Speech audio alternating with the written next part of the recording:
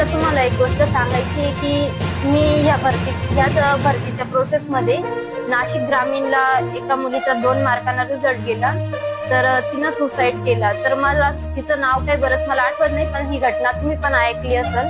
तर मला एवढंच सांगायचंय की एक जॉब हे आपलं आयुष्य नाही ठरवत, आणि राहिली दुसरी गोष्ट म्हणजे आपल्या आई वडिलांसाठी आपण महत्वाचे आहोत, एक जॉब नाही. कारण 30-35-40 हजार तर कोणी कमवतो, आणि नाही कमवलं तरी आपल्या आई वडिलांनी आपल्याला इथपर्यंत आपलं पालन पोषण केलंय, तर पुढे पण करतील, आपल्याला चान्स पण देतील पुढच्या भरतीसाठी. तर कृपा करून असं काही करू नका की ज्याच्यामुळे आपल्या आई वडिलांना दुःख होईल. त्यांना आपलं यश बघायचंय, आपल्याला असं चुकीचा मार्ग उचलताना नाही बघायचंय, म्हणून असं गोष्टी करू नका. तीव्र संघर्ष आणि मेहनतीच्या जोरावर संगीता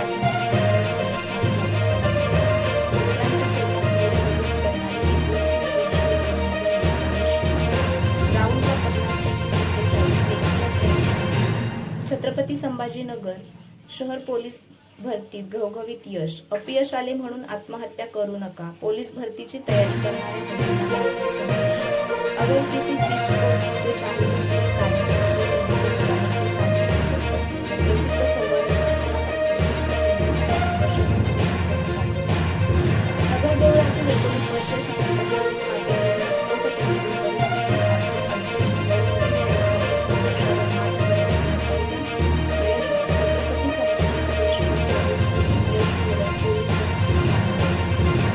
मध्ये 50 पैकी तब्बल 47 गुण आणि लेखी परीक्षेत 100 पैकी 83 गुण मिळवत तिने 150 पैकी 130 गुण संपादन केले आहे.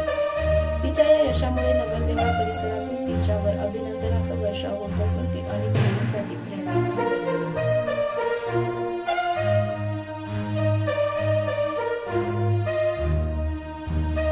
माझं नाव संगीता संदीपबाई पाटील. माझी महाराष्ट्र पोलीस म्हणजे छत्रपती संभाजीनगर शहर पोलीस म्हणून माझी निवड झाली आहे. तर मी नगरदेवळा या गावात 12वी पर्यंत शिक्षण घेतलं होतं. 2024ला माझी 12वी पूर्ण झाली.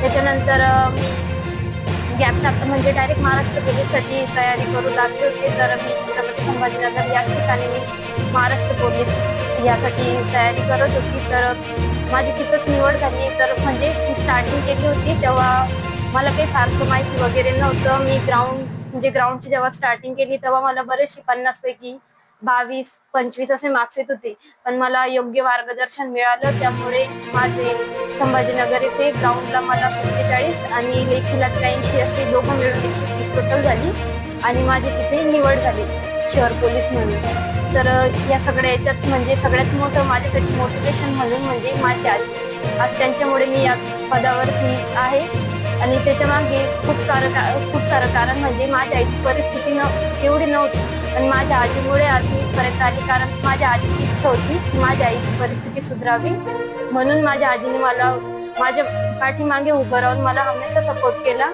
पण काही कारणास्तव माझ्या आजीचा माझा रिझल्ट येण्याआधीच मृत्यू झाला, पण त्यानंतरही मला मामा मामीने खूप सपोर्ट केला, आणि त्यामुळे आज मी या पदावरती पोहोचले आहे.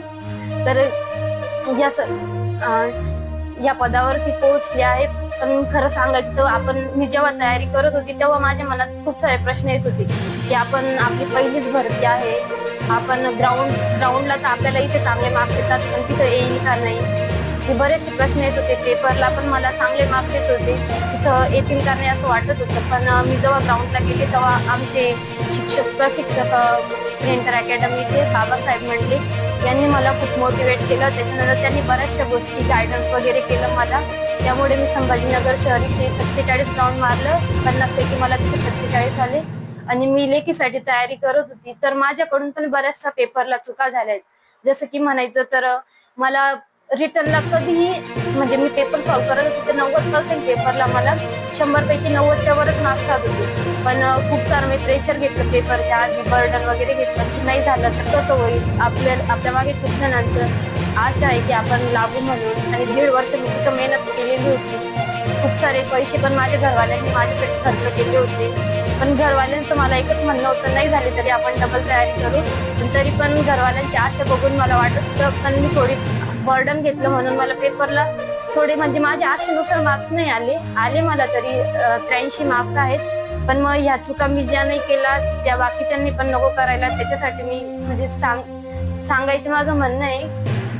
तुम्ही पेपर देताना काय काय चुका केल्या त्या चुका कशा सुधारता येतील असं तुम्ही समाजाला मार्गदर्शन करा. म्हणजे पेपर देताना म्हणजे बाकीच्या मुलांना, बऱ्याचशा मुलांना असं वाटतं की आपण एवढे वर्ष झाले तयारी करतोय, आपण पेपरला गेल्यावर ते विचार प्रत्येकाच्या मनात येतात की आपण आपल्या घरवाल्यांनी आपल्या समोर आशा लावून धरलेले आहेत, जर नाही झालं तर हे कोणी काय म्हणेल, तू तो झाला, तू कसा नाही झाला, हे बरेचशा जणांना ऐकायला भेटतं. आणि